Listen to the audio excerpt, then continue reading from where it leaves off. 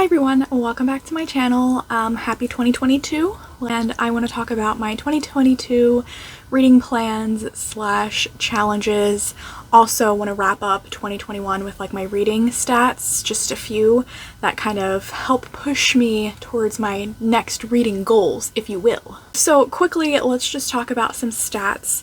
These are a little off just because I guess I went through them too fast and my count is like a couple of books off, but they're pretty close. So I read a total of 201 books last year. Crazy.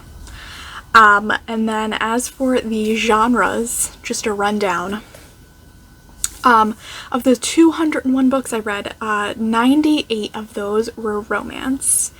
22 were graphic novels. 36 were fantasy, 10 nonfiction, 10 contemporary or like literary fiction, 6 classics, 5 mystery slash thrillers. I read 5 books of poetry, 2 historical fiction, 3 horror books, and 1 sci-fi. Now the way I did this is tried to separate them into one genre. So like I say, I read 1 science fiction, but if you talk about like the subgenre of science fiction and romance, I read a lot more because I read a lot of science fiction romance. So these are like the major genres. I should have counted like these subgenres for romance because I think that would have been really interesting to see how that was in 2021. But yeah, so the majority of the books I obviously read were romance. And then I also calculated the intended audience for so children's, young adult, and adult. This is where it got a little bit off. So this is approximately 80% of the books that I read in 2021 were adult, 10% were children, and 10% were YA. And then the last stat that I decided to measure was how many books I read from Kindle Unlimited, which was around 40%, which is a lot, which I think is just proving my point on the fact that I definitely got my money's worth out of it, which makes me happy because I don't like to spend money on things that I don't use. Which also brings me to another point in the fact that, and I should have measured this, but I didn't write it down, so like for earlier in the year, I don't remember how many books I read in 2020 from my Kindle or my phone or audiobook. How many did I actually read physically? And I don't think it's a lot because by the end of the year I only was reading from my Kindle, which I think is the reason why I'm feeling a little bit slumpy right now, because today is January 8th when I'm filming this, and I've not finished a book yet this year, which isn't like a huge deal. For most people it was like, well, it's fine, it's only 8 days in the year. But I mean, I read 26 books in November, you know? And a part of the reason is because I was reading straight from my Kindle. And for all of those people who like to say things like, oh, real readers don't read from an e-reader, they read physical books. Let me ask you this, Brenda. How do you lay comfortably in bed holding a hardback book? I don't know. This is my issue. 95% of the time, the reason I prefer to read on a Kindle is pretty much because I like to read in bed, and I'm just not comfortable reading a physical book. Like, I can't get in a comfortable position. Like, I lay on my side, I sleep on my side. I want to lay sideways holding a Kindle, and it's a lot easier with my head on a pillow holding a Kindle rather than an actual book.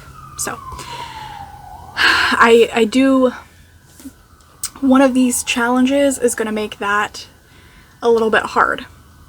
So those were the stats that I measured for 2021. Let's go ahead and jump into my reading plans and challenges. So last year I had 3 specific reading challenges, which I failed miserably at all of them. The first one was to read 10 classics. I read 6, but only I think 2 from that list.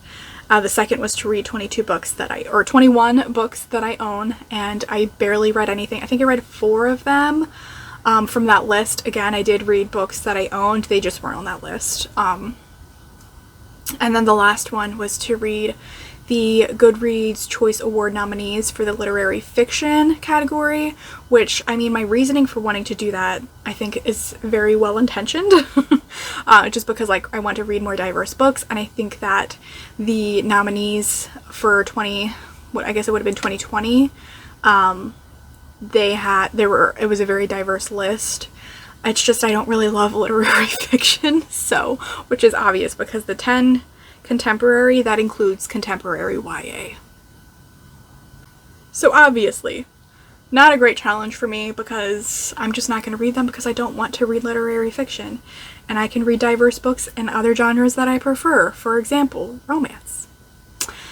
So, the challenges that I have put for myself this year, I've already posted 2 videos. One was another 10 classics I want to read in 2022, which I only listed 8 specific classics that I'd like to read this year, and I left 2 open in case for some reason I decide to read something else, which probably will happen because that's what happened in 2021. And then I did another 22 in 2022 books that I'd like to read that I already own. I tried to make this list a bit more varied. I feel like last year's was heavily fantasy and I wasn't reading as much, so I tried to put more romance on this list, and I also tried to include some ebooks to help with the issue of me preferring to read on my Kindle, and also because I bought a lot of ebooks last year. And I like this list a lot better, and I think what is going to help me succeed more in completing this list is that I wrote it down in the journal that I'm using for 2022 to write my reviews and whatnot. So in previous years I've just been kind of doing a DIY reading journal, and then one of the like creators online that I've been following for years, she has a blog and she also has a podcast now and an online book club. She does a bunch of stuff, but that's Anne Bogle, and she released a reading journal. It's called My Reading Life, a book journal. And so this book, what I do really like about this specific book is that the table of contents, as you can see, it looks very blank with lines to fill in. And at first when I saw that, I was like, what is the point of that? And you put the book title on here so that if you need to reference what did I think of number 60, which was whatever book, you can easily find it. I don't understand why that didn't occur to me when I first looked through this, but I love that. The reason that I think this is going to help me with my 22 books in 2022 is that there is a my to be read list, and I wrote them all out. Last year I did not have them written down anywhere. I just had that video, which I'm not going to reference my own video and watch it 100 times a year. I just don't have time for that. So having it written down I think will be more efficient. So that is another of my reading challenges for this year.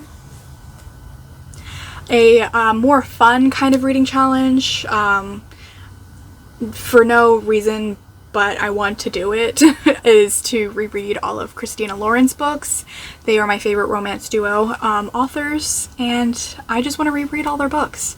I really love Christina Lauren's books, specifically because they're very personal to me in that when I was in college and I was very depressed and also very homesick, I was just like, I need something that is a good stress relief, and that was their first 2 series that they wrote, the Beautiful Bastard series and the Wild Seasons series. I think that's what the second one is called. I never remember the series title for that one, but they are 2 of the major contemporary romance series that I really loved, that just really helped me push through this really hard time in my life. And so I'm just really excited to revisit both of those series along with all of their other books, and I think they've got 24, including all of the novellas. I made a whole spreadsheet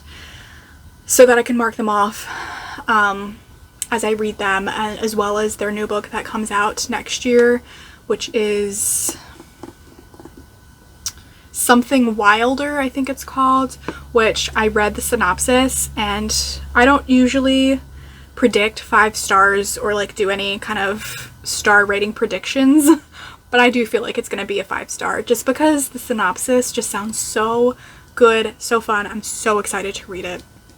And it's about time for one of their books to be like a good like new favorite. It's been a while since I've really loved one of their newer books. Not that I don't like them. It's just like I haven't loved them like I've loved the previous ones. I also decided to redo this, to reread all of their books, because I think at the beginning of 2021 I posted a video that was like tier ranking all of their romance novels. And a lot of the books that they've written I've reread multiple times, but there's some of them that I have never reread, so I'd really like to kind of come at that tier ranking list a little bit more fairly, just for fun. And I think that some of them might surprise me. For example, the Honeymooners. This book really like blew up on TikTok, and it's been out for a few years, and then it like blew up on TikTok, and everyone always talks about the Honeymooners as like their favorite Christina Lauren book, or how they discovered the authors. And I don't remember it being as good as everyone else is like obsessed with it. So I'm excited to revisit some of those that I've not read as many times as my favorites from them to see how they compare now. So I'm really, really excited to do that. That one's not going to be hard for me either, because I'm constantly rereading their books, because again, they're just like my comfort reads. And then another reading challenge that I kind of made up randomly. I was attempting to make a like virtual reading journal, just because I've been seeing them on TikTok and they look so beautiful and I want my own, but I gave up on it because I was just like, I don't have the time for this, honestly. But what I did do is make a bingo board, just a DIY bingo board for reading, and I will try to post it in the description if you want to do it as well. I'll also kind of like try to put it here, just so you can give it a glance on it. It's super fun, super like really basic challenges that are not hard to like fudge into a way that works for you. I just thought it would be really fun, and I'm thinking like every time I hit a bingo I reward myself in some way. But I don't know. We'll see. I'll have to think about that. I think I might do like every time I hit a bingo I can buy a book off of my thrift books wish list or something like that. And of course, finally, the last challenge is numbers, all of the numbers. I just want to read 100 books this year. I did like push to read 200 last year, and it was great, and I read so many great books, and I just had like a great time just reading. But I don't need to do that every year. Like I mean, I think it's great for people who read like 200 plus books a year, for whatever reason, because you enjoy it or because you like to compete with yourself, whatever, for whatever reason. It's just not something that I need to do again, and to push myself to do that and feel like that pressure. Also, I think that's the reason why I didn't read a lot of the books that I wanted to last year, because romance is really easy for me to just breeze through, and so I was basically reading the majority romance by the end of the year. Those are my reading plans for 2022 and some challenges. I would love to know if you're challenging yourself to anything different this year than you have in the past, and I'm really excited to start using this book journal because it actually has a great like way to review books. You write the usual things: author, genre, length, publisher, year published, themes, how I discovered this book, memorable quotes, thoughts, and impressions, and then you rate things, who you'd recommend it to. I'm really excited to start filling this out when I finally decide to pick up a book. Well, I am currently reading a book, but anyway, I'm excited about it. And then like this journal is also great. There's a lot of book lists in here, and I just went through all of them and kind of marked the ones that I've already read and ones that I'm interested in reading. Like there are different kinds of lists too, like this one's for the fall. And then in the back there's more like listy type things, favorites, favorite books, favorite quotes, favorite authors, I've given / received as gifts. And then there is a spot at the very end, 2 kind of like journal-y type of things reflecting on my reading year. And then a list for your favorite books of the year. So I'm really excited to start using this. I also am going to be using a DIY journal just because I got a Pretty Archer and Olive notebook and I wanted to use it. But I kind of just put like my challenges in there, and I'm just gonna do like maybe some like more artsy type of reviews if I want to. But it's gonna be like a kind of general journal that I'm also gonna talk about books because books are life. And that will be it for this video. Thank you so much for watching. I hope that you maybe got some inspiration for some challenges or just some things to do throughout the year. And I would love to know what would be your biggest goal for 2022 reading wise, whether that's like reading 100 books, or if you're like really seriously considering like reading a very specific book that's been like on your TBR for a really long time, or maybe you're doing something like I am, or you're going to read an author's entire backlist. I would love to know. And I'll see you in a new video soon. Bye.